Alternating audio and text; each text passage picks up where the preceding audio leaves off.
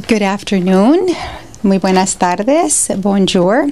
I'm Iracema Coronado, and I'm the Executive Director of the Commission for Environmental Cooperation of North America, and I want to welcome all of you here. We want to welcome you to the first series of lively discussions with environmental leaders from across North America that we will call CECTalks. We will be featuring interactive online discussions to talk about CEC's projects that bring together government, academia, industry, and civil society to develop innovative North American solutions to global environmental challenges. Upcoming CECTalks will focus on environmental innovations in North America's automotive industry supply chain and the growing e-waste recycling and refurbishing industry.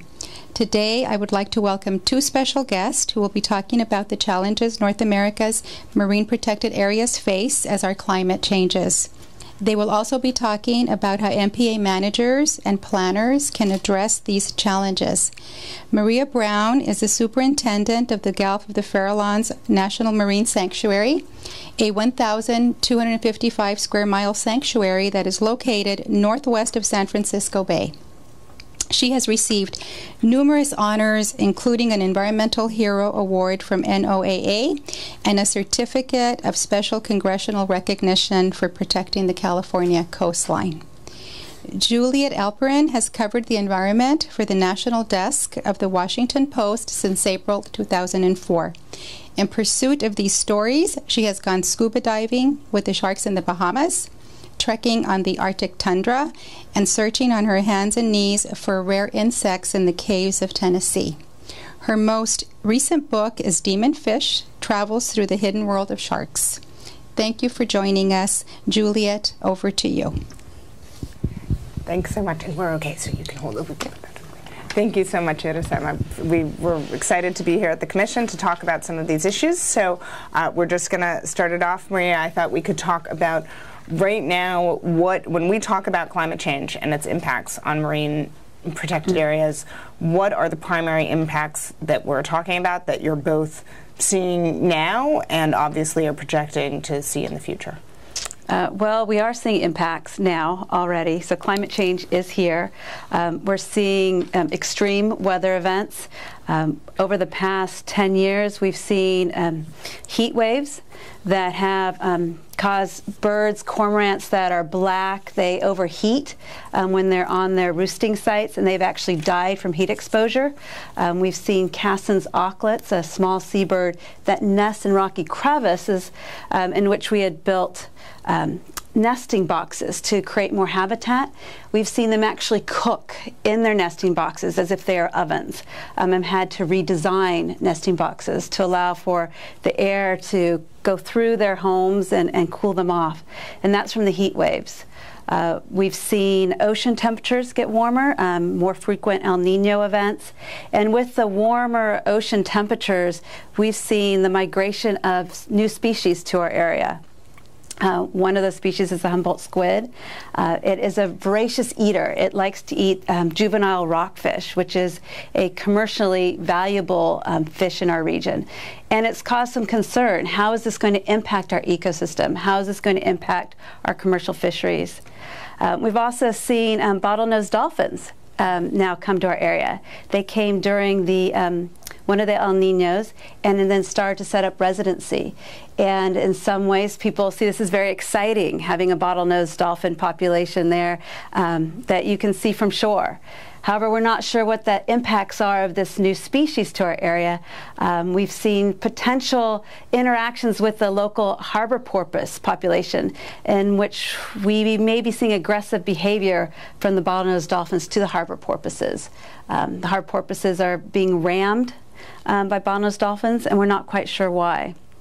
Some other things that we're expecting to see, but it's so soon in our monitoring that we can't determine the change yet, but a change in ocean currents. Upwelling is extremely important on the Pacific coast. It's one of the 4 major upwelling zones in the world. And we're seeing a change. Right now, we're not sure if it's a long-term change, if it's just an anomaly, but we're seeing stronger upwelling. And we're not sure, could this be good or could it be bad? With stronger upwelling, we're seeing stronger winds, and you see more mixing of the water and less relaxation periods. And what does that mean is that during those relaxation periods is when you see the large plankton blooms and just the life explode in that area of the ocean. But when there's lots of mixing, you don't get the relaxation, so you don't get the large plankton blooms. So you actually are seeing less productivity in the ocean during those strong upwelling seasons. There's concerns on the east coast of North America regarding currents and potentially the currents, warm currents going further up the North Atlantic, bringing warmer waters, and with that potentially warm water species which aren't native to the area.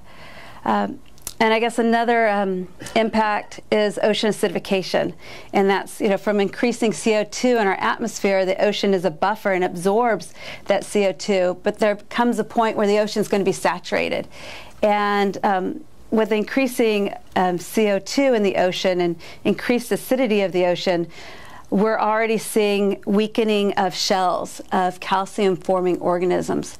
And what does this mean to our ecosystems? We're still learning. There's concern for the commercial shellfish harvesting industry.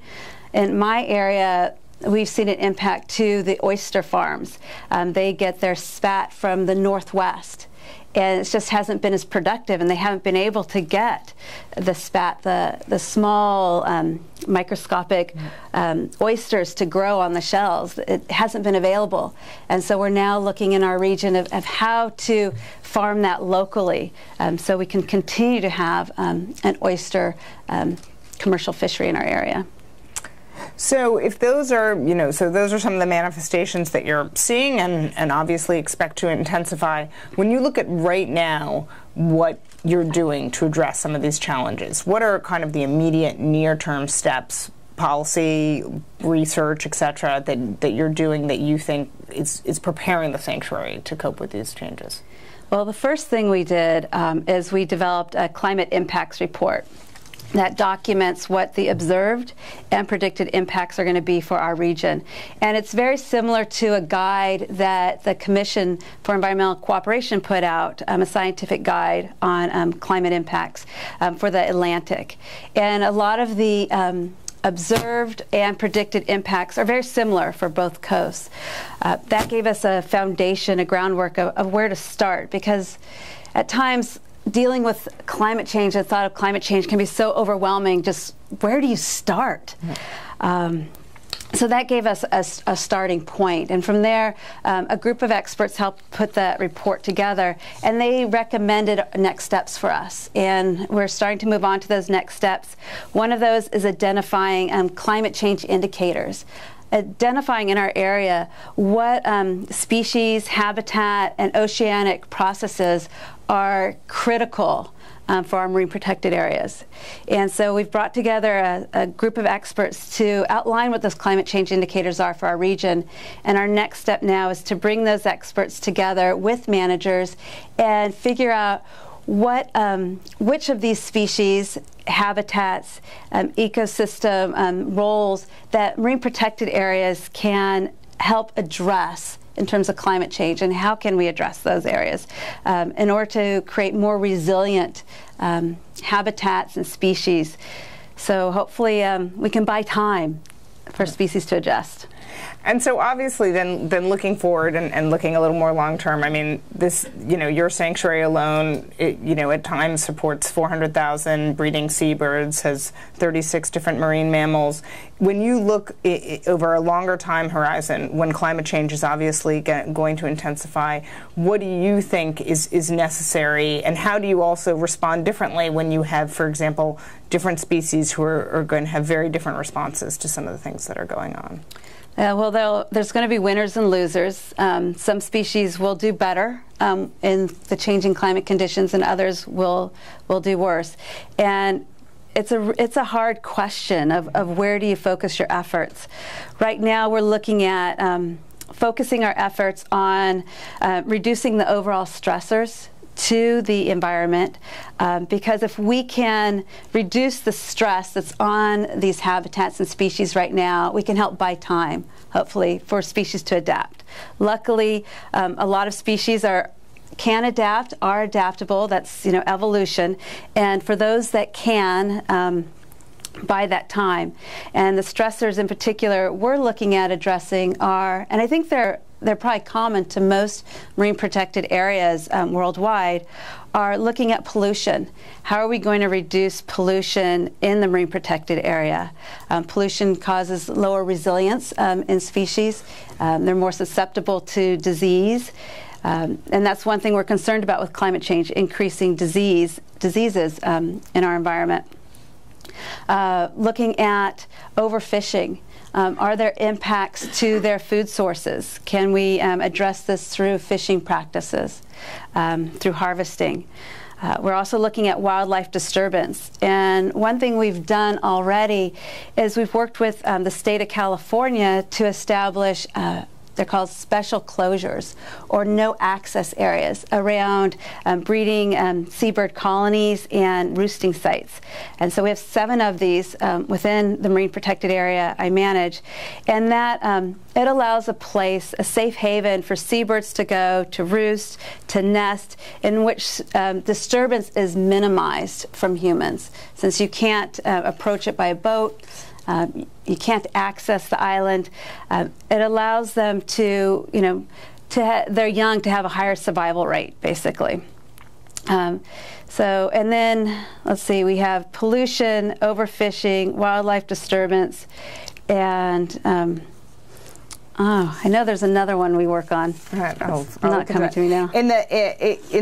While we're looking at that, I'm trying to think of what the other one. I'll look and see if I have my notes. But moving on, I was wondering. Obviously, the sanctuary is in the midst of a proposed expansion, and I was wondering if you could give us a sense of both how does widening the borders of the sanctuary help address some of these issues, and what might be the limitations when, again, these 3 countries are looking at the ability that they could, for example, extend existing protected areas in order to kind of create stronger networks for these species. One of the things, and it's actually come from a grassroots effort from the communities in our area, have wanted us to expand the sanctuary, to actually significantly expand it. Right now we're approximately 1,200 square miles, and they'd like us to expand to another 2,700 square miles further north. And there's different reasons for doing it. There's political reasons and scientific reasons. The scientific reasons behind the expansion is to protect a whole system. And like I was mentioning earlier, is that we're looking at what are the critical systems that we need to protect in order to create a more resilient marine protected area in light of climate change. So the system we're looking at protecting is the upwelling system. The waters are generated further north, the strong upwelled waters that then travel down the coast bringing nutrients, which then during the warmer months bloom, and we get that high productivity. So it's expanding to protect that whole system. Along with that comes the idea of having these offshore rocks, which are important for the pinnipeds, the seals and sea lions to haul out on as breeding, not as breeding grounds, but as birthing grounds, and the seabirds, is that now we have continuity between these sites by expanding. So as the warmer waters move north and species may be moving north, there's these protected areas that the seabirds, the pinnipeds can move north as well. So it's looking at providing continuity of habitat within our region. And actually, wasn't that the 4th point, kind of providing adequate habitat for these correct. Species? That was the 4th point. Yes. Excellent. So now what we're going to do is we're going to just give everyone a different perspective, the Mexican perspective on what's happening and how they're responding to this. We have Fernando Camacho Rico, who is the Climate Change Adaptation Strategies Coordinator at Mexico's Natural Protected Areas Commission, Comisión Nacional de Áreas Naturales Protegidas. So we're going to have a video that we're going to play where he's going to explain what they've been doing working with the community there. And this is a great time to try to think of all the smart questions you want to ask, whether it's via at Facebook or Twitter or here in the room itself. So we'll now turn to the video.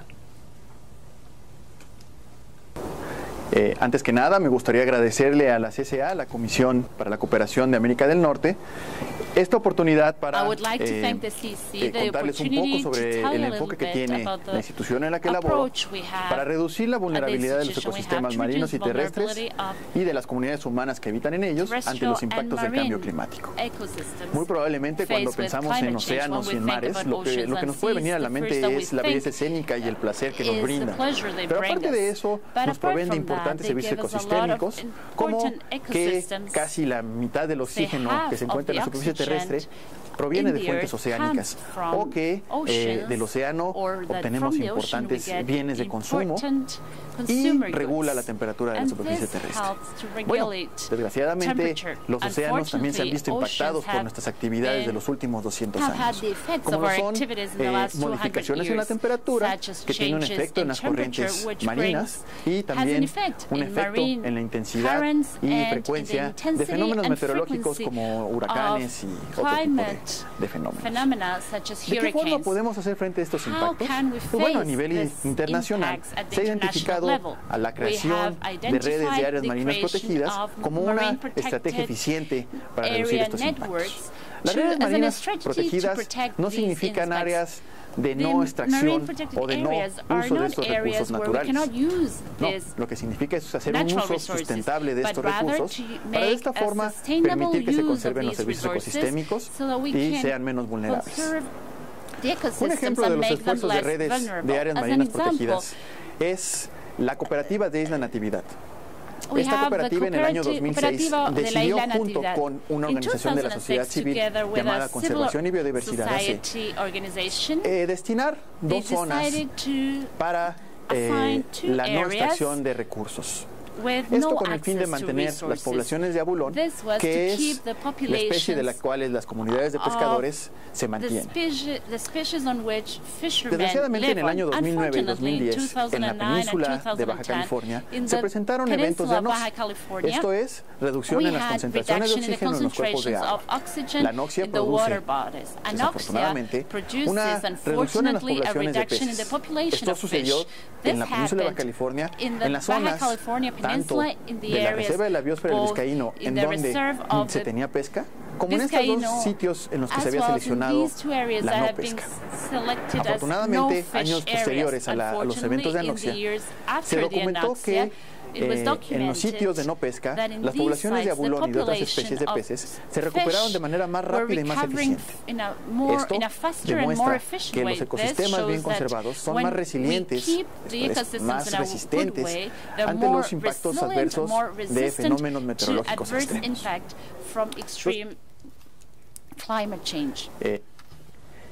Excellent. So now what I'd encourage is if folks in the room have any specific questions, they can line up by the microphone. And in the meantime, I will ask the questions that come in by social networks and continue to pepper Maria with questions myself. But we will start with Jérôme Spagyare of Quebec, who asked via Twitter, what would be, given your experience, the main features of a resilient MPA network, specifically in terms of surface area? So, you know, how big does it need to be? And maybe you can give a sense of, particularly given that there's so much activity on creating a network off the California coast, you know, what's the vision there, and how would you describe what needs to be done? Well, there isn't a magic number in terms of how big a network needs to be, but there are factors that need to be considered when developing a network. And those factors are conductivity. If you want to make sure that the larvae can feed marine reserves, or feed the areas outside marine reserves. You want to see that you are able to protect the native biodiversity of the region, key species, and species of special concern, as well as key habitats and habitats of special concern. So those are the elements that you would like to, that you should look at when developing a network of marine reserves, especially in light of climate change.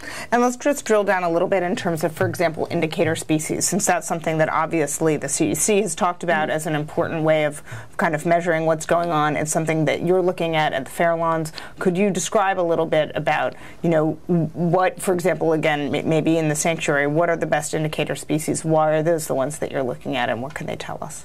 The indicator species we're looking at are ones that are critical to the food web, that if they were removed, we would see the food web reduce in size, or we would see potentially collapse the food web. In particular, in my region, one of the key species that the whole food web is dependent upon is krill. And it's the bottom of the food level. And so we invest in monitoring the krill population, trying to understand where the hot spots are for krill, because we have definitely been able to identify that there are hot spots. It's not widely distributed across the sanctuary, but there are particular areas where it seems to concentrate, and seeing what we can do in terms of marine zoning to protect those hot spots. And actually, I mean, that might bring in a little bit of, I think it's also important, while again, we're generally focused in talking about ecosystems, you have the human component. And that's something that, of course, again, you deal with so much in the sanctuary, given that it's such an amazing part of the world that so many people recreate in, fish in, things like that. When you look at some of the changes, and when you mention zoning, of course, for example, I've covered in the United States national ocean policy and kind of the debate over quote-unquote ocean zoning, to what extent one should be clear about divvying up parts of the ocean the way that, frankly, we do on land. I'd just be interested if you could give us a sense of, when you're going through and making some of these changes and you're talking to the public, what's your sense of how people respond to some of the things you're doing? You know, what are the different constituency groups that you're often negotiating among? Could you give a sense of kind of the human element when you're working on these changes? Sure. One thing that in particular for the region I manage is that we're off San Francisco, so we're near 8 million people. Our marine protected area is adjacent to. So there is that dynamic between development, people, and natural spaces. And one of the focuses of the Office of National Marine Sanctuary, the program which I'm under, is to engage in stakeholder involvement and really have the stakeholders be involved in the management of the sanctuary and public process. One of the ways in which we do that is we have sanctuary advisory councils, which are composed of members of the public and stakeholder groups, and they advise the sanctuary superintendent on the actions to take for that sanctuary. In particular, for my region, the Gulf of the Farallones National Marine Sanctuary, one marine zoning activity we've recently been involved in that involved the local community. It also addressed climate change as well as protecting a critical habitat was eelgrass. We have eelgrass beds in one of our bays, Tamales Bay, and it's a healthy eelgrass population. However, eelgrass can easily be damaged and it's hard to restore. So we've put in no anchor zones, so a way of doing zonal management. So in the eelgrass beds, boats are not allowed to anchor. And actually, we're not allowing them to moor in eelgrass beds either. Through a marine spatial planning process, we've designed mooring zones where the boats can moor. They can boat anywhere in the bay. They just can't anchor and moor in the eelgrass beds. And this is to help maintain the healthy eelgrass populations. One thing, it was a community process, a stakeholder engagement process. We went to the stakeholders, developed a working group. They helped us design where the mooring zones would be, the activities that can occur. It was interesting, when we just recently took this plan to the public last fall, and the stakeholders that weren't engaged in the process didn't understand why we would be involved in a zoning process for a healthy habitat. It's healthy. Why do we need to do anything? So it's been an interesting process of educating the community why eelgrass is so important, as well as bringing them along to how they can help protect it. And what do you tell them? And is the resistance coming from any specific segments of the population, or it's more a matter of the people who just weren't as directly involved in kind of the discussions you've been having? It's, in particular, the resistance has come from people who are in the community, who live on the bay, who are very concerned that we're out there to stop all boating activities, and that boating is such an integral part of the culture there. And so it's basically having to reassure the community that no, we're not interested in ending boating, and working with them and their boating associations to to have a conversation, develop a relationship, and also to support their boating needs. So hearing them, what are their boating needs, and it's a win-win situation. They need facilities, sewage facilities, dump facilities, bathroom facilities. Not something that, you know, as a sanctuary, I don't really think I'd get involved in, but it's a way of engaging them and working with our partners to show that we're not ending boating, we care about boating, but at the same time, we care about the environment and that they can join us in protecting the environment. And one thing with eelgrass, relating it back to climate change, is that eelgrass is a carbon sink. It sequesters carbon. And it's one of those habitats we're looking at as, you know, for carbon sequestration. We're looking at eelgrass, salt marshes, kelp beds, and then in more tropical areas, mangrove forests. So it's a way of, you know, protecting the special habitat as well as a potential carbon sink.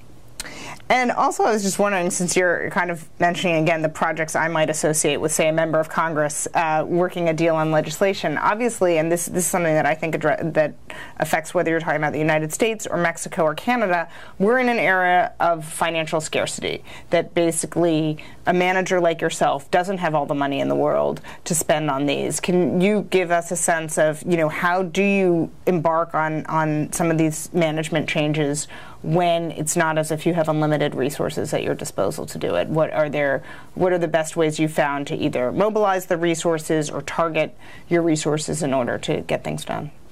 That's a great question, and it's a reason I hear a lot of my counterparts say that why they can't address climate change is because they don't have the resources. But I think it's a question, we don't have a choice. We have to address climate change. When I was asked, what's the greatest impact I see coming to the sanctuary? It's climate change. And that's why I've invested in dealing with it. And how I've done it without getting any extra money is by, one, partnerships. And we've just been able to build within the San Francisco Bay Area community amazing partnerships to deal with climate change. Our climate impacts report was done by bringing together we wanted it to be locally driven and develop local capacity. So it was all local researchers. At first we thought about bringing experts from around the country in to tell us about climate change. But then we thought, well, one, we're adding to the carbon footprint, and two, we're not building our local capacity. So bringing in those local research institutions, nonprofit NGOs that work on climate change, and other government employees, and they all donated their time to produce the document. And that's the same with the climate indicators. It's all been donated time from this group that we've developed a relationship with. And then in terms of addressing the solutions, we've done that in concert with the marine regulations, policies, and programs we were doing anyway. In order to protect habitat, which was the eelgrass, we also were protecting a carbon sink. The same with, right now we're restoring wetlands habitat. And as we're restoring wetlands habitat, we're also developing more habitat that can be a potential carbon sink. So we couple it with existing activities we are already doing. In terms of education, I think education is key, that the public needs to understand that climate change is here, and it's happening now, and it's happening in their backyards. It's not just an Arctic issue. And by educating the public and putting that into our education programs, it's not a separate program. It's integrated into existing education programs. We're hoping to build a constituency that understands what we're facing and that can make decisions that are best for our marine environment.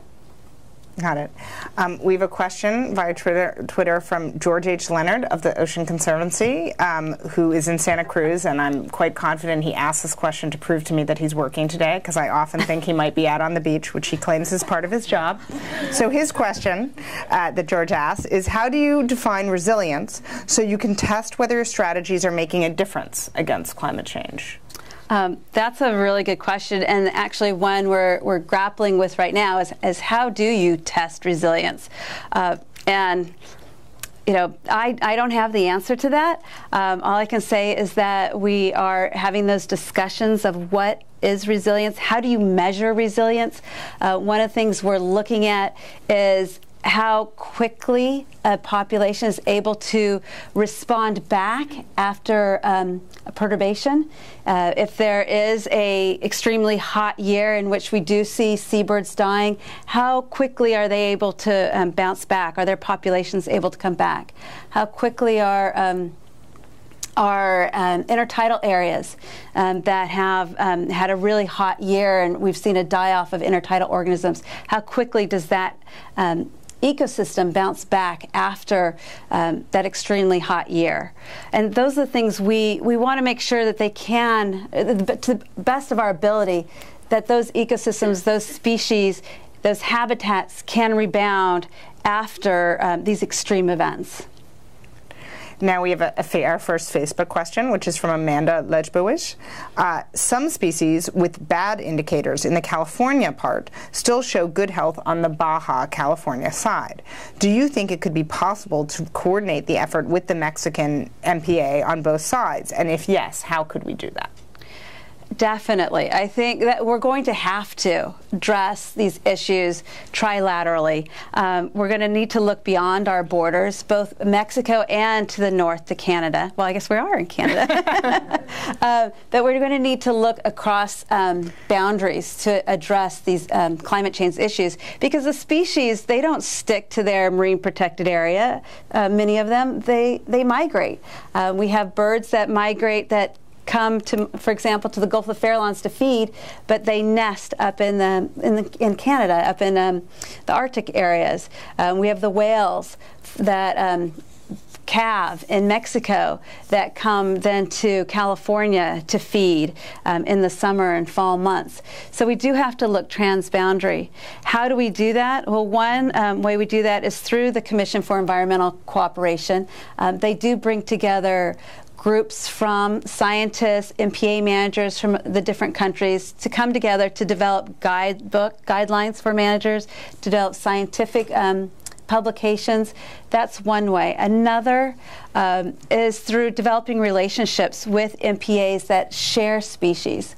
I think that's where we start now, and in the future we may have to look at where we may begin sharing species that we aren't sharing right now.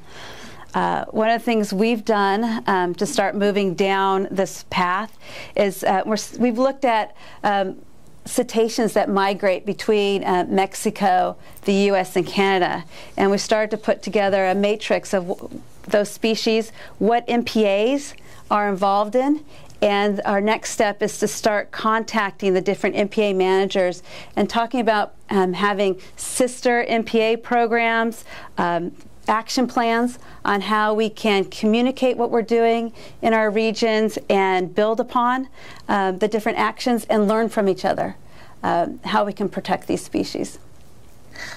So speaking of cetaceans, we have a question from Peter Owens of Toronto, Ontario, on Facebook. Acoustic pollution and habitat degradation, are those some of your other Farallones greater marine system stressors too, given that significant movements of animals using the Farallones and many other MPAs? Can you talk a little about what's happening with acoustic pollution right now, as well as potentially habitat degradation? Acoustic pollution has, in recent years, has gotten more attention, particularly in our area. Through our Sanctuary Advisory Council process and through the public comment period, we received comments multiple times that we need to start looking at acoustic impacts. And quite frankly, I had very little knowledge of acoustic impacts and how to address them. So we put together a working group We had NGO representatives, we had scientists, and we had government agencies together to look at how can we address acoustic impacts. We know it's happening. There's concern that it's going to be more difficult for cetaceans to communicate with increased ocean acidification, and as well as the stratification within the ocean as ocean temperatures warm and there's more freshwater inputs from stronger storms, that we're going to see stratification within stronger stratification within the ocean, and it's going to inhibit communication. So what do we do about it? That's a really good question. What the recommendations that came out of our working group is One, we first need to establish what's the baseline of noise out there. And in order to establish that baseline, we need to have some monitoring occur. So looking at putting acoustic receivers within the ocean to determine that baseline. Then determine, is it increasing, the noise increasing? Is it maintaining? Is it decreasing? And then figuring out where is that noise coming from. And after we have that information, we'll be better able to address how to reduce the impacts. Okay, and I can't let the superintendent of the Farallones Sanctuary be here without talking about sharks. But specifically, I will tie it to, of course, climate change, because there's an interesting paper that came out this past fall in Nature Climate Change about modeling species in the California current and how climate change is going to affect their habitat. And of course, sharks, with one exception, when they looked at 4 species, were among the biggest losers, that they were really the ones who were going to see their habitat hammered. And it raised kind of a question when, and there were a bunch of different researchers, including folks from Stanford and NOAA who worked on this, who raised the possibility of to what extent can you have mobile MPAs, that again, in this world of a changing climate, is it almost obsolete to talk about a fixed marine protected area, and to what extent do you need to have the flexibility and ability to really change it depending on these shifts. And again, as someone who has to oversee one and obviously knows what effort goes into crafting those boundaries, and in the case of the Farallones right now, modifying them, how realistic is that? To what extent can that be done? How crucial is it in terms of adapting to climate change? I think we need to be open to all suggestions and look at, if they can work and be creative. Climate change is going to make us be creative about our solutions. I think we're always going to need to have some stationary marine protected areas. One reason is that certain habitat is going to be valuable no matter what. For example, islands, offshore rocks, rocky reefs, pinnacles, those types of habitats are always going to be valuable habitat because it's going to support diversity. The diversity may change, but it's going to support diversity of wildlife, and it'll be a concentration point, a hot spot for wildlife. And so it's, in a sense, it's like a refuge within the ocean. For example, for birds or pinnipeds to haul out on.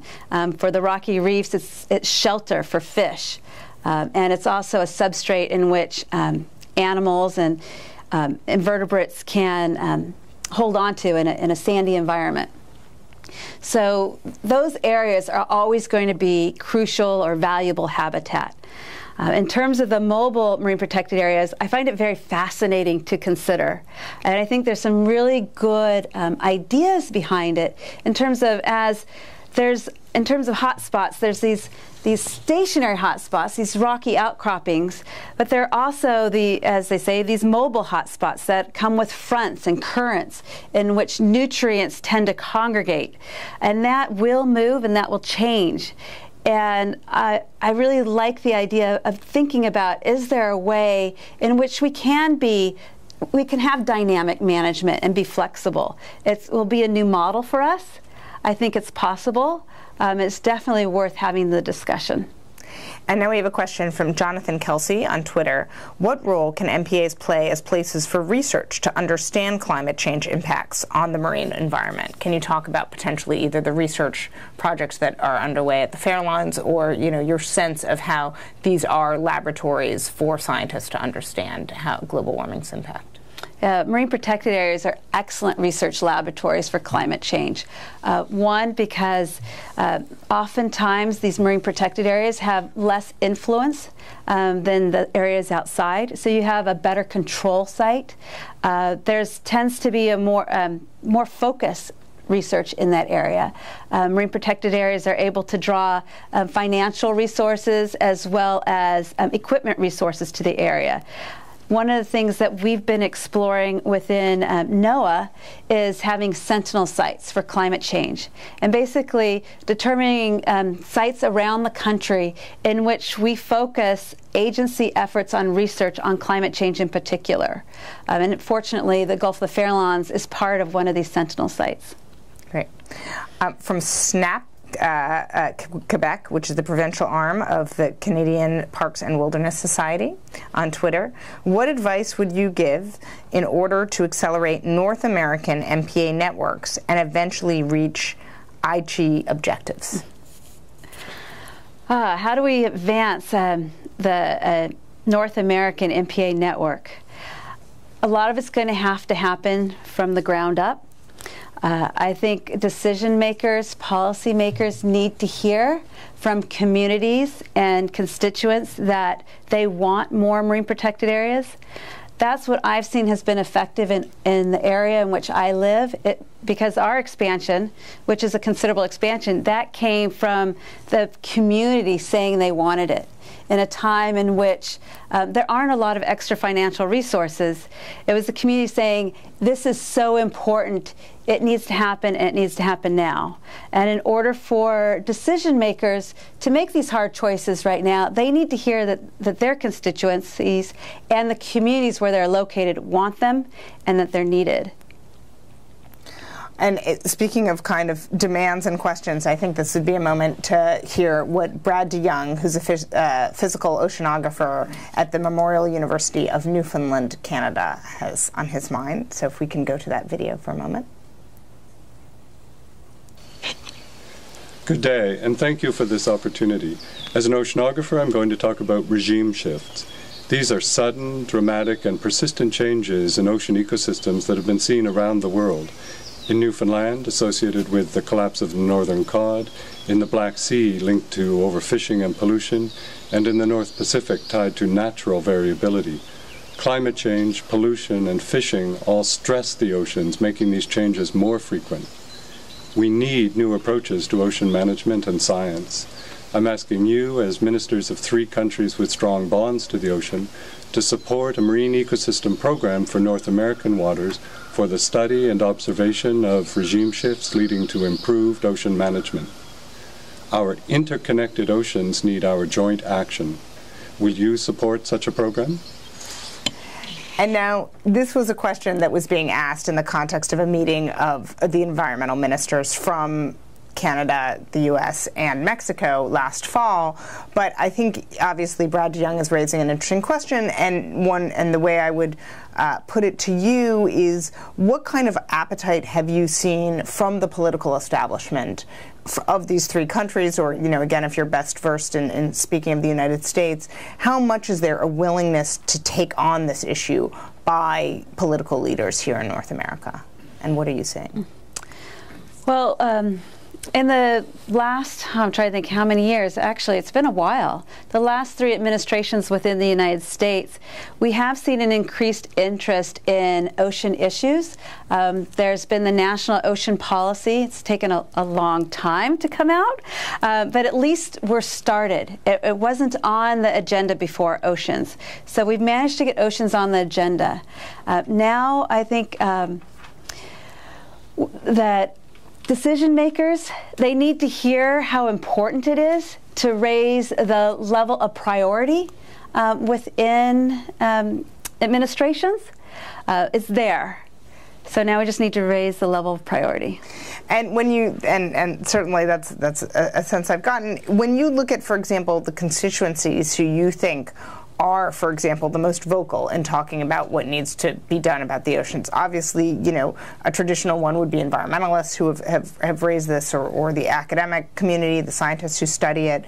When you look at maybe some of the less traditional communities that have been engaged in working, for example, to expand the Farallones, to, you know, and things like that, who would you say you're seeing on the ground is showing a more intense focus on the oceans and demanding some sort of action on these issues? Well, it's interesting. Recently, in the last few years, someone who had traditionally been seen as against marine protected areas has spoken out in public hearings as an advocate for marine protection, and that's been the fishing community. We have partnered with the fishing community, one, to establish with the state the 7 special closures I mentioned earlier. It was the fishing community that came out and testified for them, and that was key in order for us to get them. And then now the sanctuary expansion we're seeing now, we had a public hearing just last week, and the fishing community came out and spoke at the public scoping, saying they wanted them, they needed to happen now. So that's a new partner for marine protected areas, is partnering with the commercial fishing industry. And I think they're seeing the value of them now. Some in some areas, in terms of when there are marine reserves and no fishing allowed, that it's actually, there's the spillover effect, that more fish are available, bigger fish are available. In terms of pollution control, having better water quality, protecting habitat from development. And a new stakeholder that we're going to be seeing, especially in terms of climate change, is going to be the non-traditional partners that we'll be working with, such as the public utility commissions and the departments of transportation. What we're looking at in the San Francisco Bay Area is using ecosystems to address sea level rise, erosion, to protecting infrastructure. So instead of putting up the seawalls and the riprap, building wetlands and restoration areas, that they're going to be more cost effective and more effective overall in addressing sea level rise and extreme storm events. So we're going to have new partners that we haven't had before for climate change. So it's going to be interesting.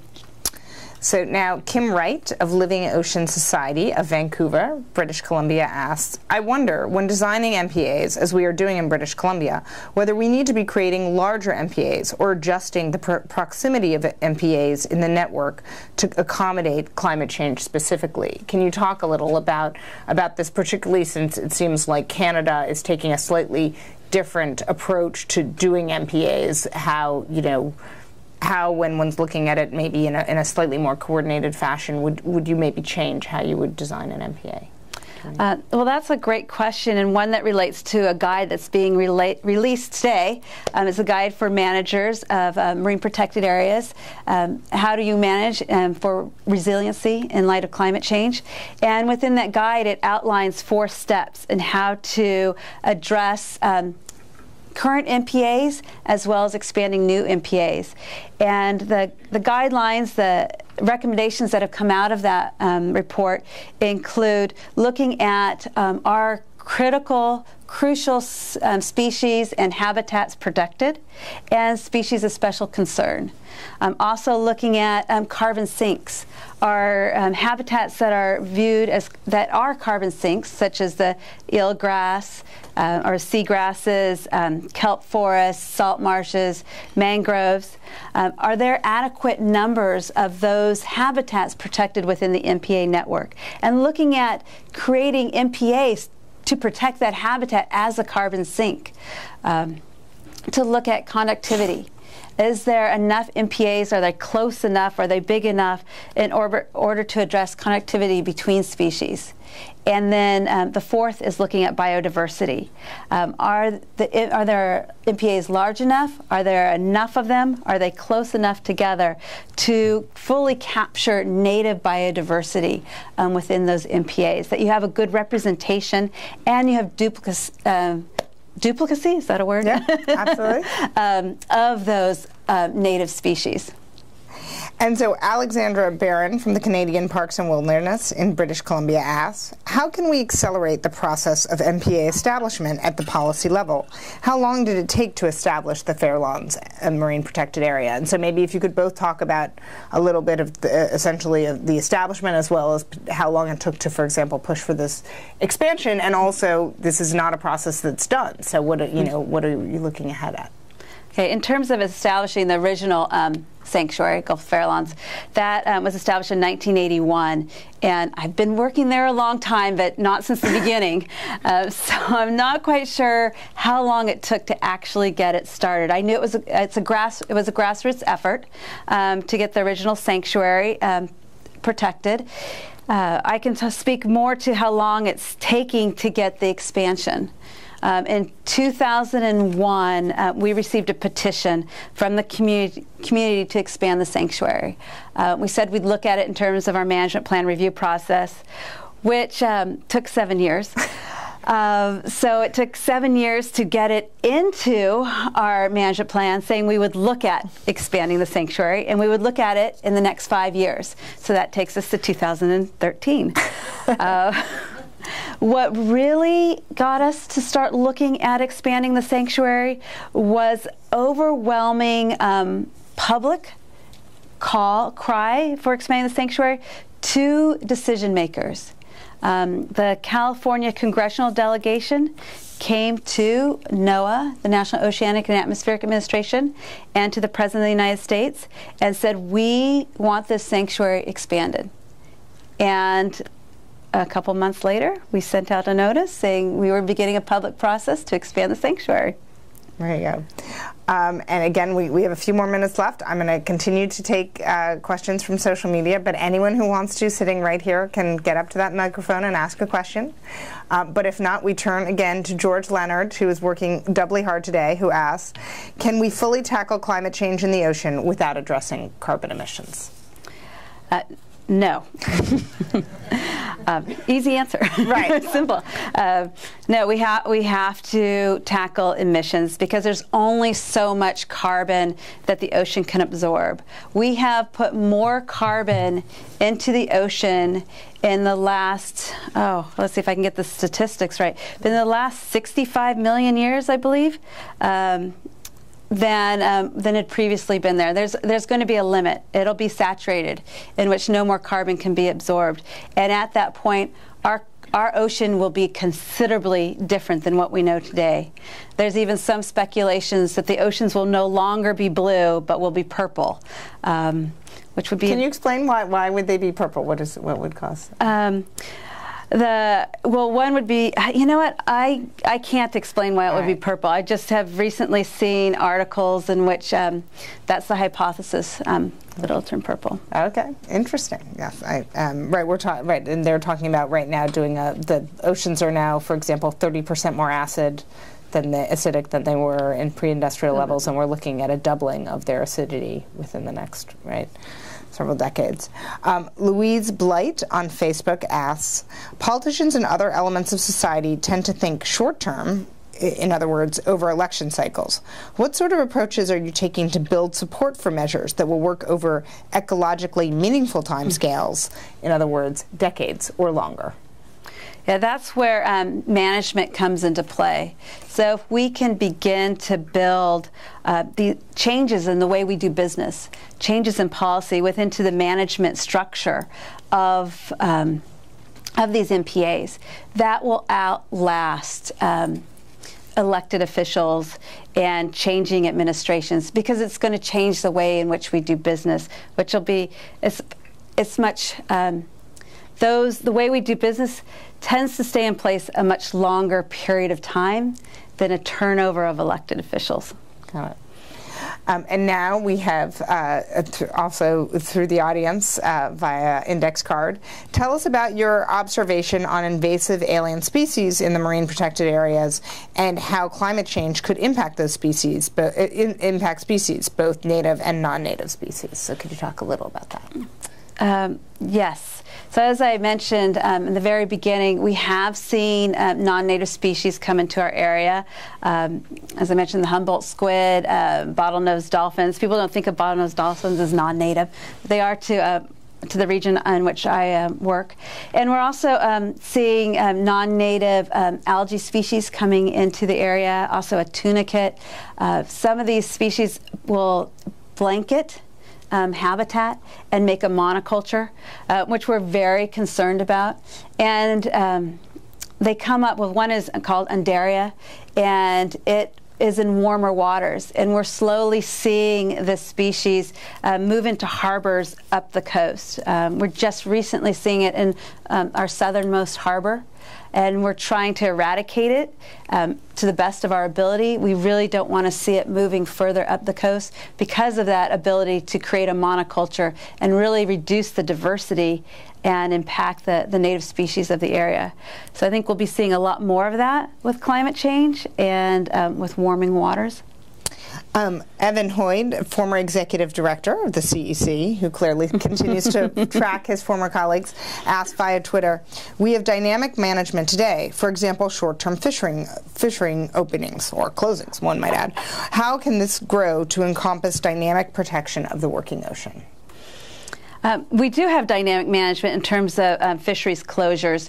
The difference between, I think, between a dynamic management of fisheries closures and a mobile marine protected area is it would be expanding either the authorities of those fisheries management agencies to encompass more than fisheries management, to be more ecosystem based, to be looking at a broader range of species, or it's going to be expanding the authorities or the range of types of MPAs that MPA managers manage. MPA managers manage static locations, and it would incorporate more of the idea of dynamic areas. So it would change the way in which we do management.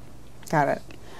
And then one thing I was wondering, obviously we're talking about a lot of the kind of tough issues and choices that you face going forward. What makes you the most optimistic? I mean, obviously, you know, Fernando Camacho Rico talked about how there were these closed areas that actually, these no-take areas that showed the best resilience in responding to some climate impacts when it comes to abalone. When you look, you know, at the Gulf of Farallones, what have you seen that makes you think that this is something that you can respond to in an effective way? Well, I think you have to respond with hope, because if you don't have hope, then what's the use of even trying? Let's just give up. And, you know, people can be amazing if they choose to be. If you look, when I was growing up, the big issue was the hole in the ozone and using aerosols, and it was going to destroy our environment. But we came together as an international community and we dealt with the issue. And that experience has stayed with me.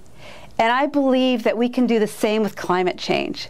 If we continue to have hope, if we can engage community and the public and really educate them about the issue. You know, I was a school kid and I became educated about the issue. If we can educate people about the issue, I believe that we can come together as an international community and that we can address climate change. And I have to have that hope because I have kids and I really want that ocean to be there for my kids. Excellent, and I think we have one more question that we're going to take via social media, and then we're going to wrap up. So hold on one second. Patricia Schollenberg, USDA, Bryant and Stratton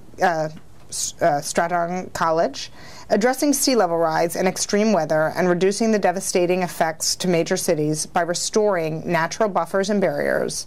How does one accomplish this in New York City or a similar major city which has rendered wetlands and natural barriers virtually obsolete? And then, while that sounds like a depressing question, we'll turn it around, since we don't want to end on a completely dark note, to say that really, certainly, for the United States, Superstorm Sandy was a moment that really made people think about the impacts of climate change and extreme weather, and really showed how natural barriers can sometimes work. What we saw, I know the Nature Conservancy that did some work restoring an area in Cape May found that that area did actually weather the storm better than other similar areas on the Jersey Shore. What's your sense about this discussion now about natural barriers and how, again, MPAs can play a role in really coping with impacts and ultimately fostering kind of a more robust ecosystem? MPAs are generally located not along developed shorelines. Right. So we have a greater opportunity within MPAs to restore shorelines, to create those natural buffers. I think we can serve, marine protected areas can serve as examples for the rest of the country or the countries, to the international community, that by protecting our natural areas, restoring our natural areas, and using natural areas as solutions, that we can then garner support to restoring areas that are developed. When there are catastrophes, when there are extreme weather events, that by showing in this MPA that we, for example, Cape May, that it was able to weather. If we have that opportunity to restore an area using the natural solution. Also, looking at removing infrastructure when that infrastructure is obsolete and replacing it with restored habitat. That's something that's happening in the San Francisco Bay. It's not an MPA, but it is, I guess it's actually becoming what you could term an MPA. It's part of a national refuge now. It used to be salt ponds in which you know, they harvested salt, and now they're restoring I can't remember how many acres, but many, many acres into wetlands, and looking at how to restore it in a way that's going to protect the roadway that's inland, because underneath that roadway are the electrical lines, the sewage lines, so there's lots of infrastructure that's underneath the roadway. So when they're restoring, you know, getting rid of infrastructure, restoring, they can also protect inland infrastructure at the same time, taking a long-term view, taking the 100-year view of where sea level might be. Great. Well, I would hope everyone will join me in thanking Maria Brown for sharing her expertise, her knowledge, her insight, and her sense of hope. And she is going to conclude by showing off the publication, so I'll let you give your little plug for that. Okay. Well, one thing I mentioned during the talk today for marine protected areas managers, and if we're looking at further building out our network, or see if the network is adequate, this guide can help us in doing that. It's the guide for planners and managers to design resilient marine protected area networks in a changing climate. There you go. And it's got a cute turtle out front. So please join me in thanking Maria for sharing her thoughts with us today.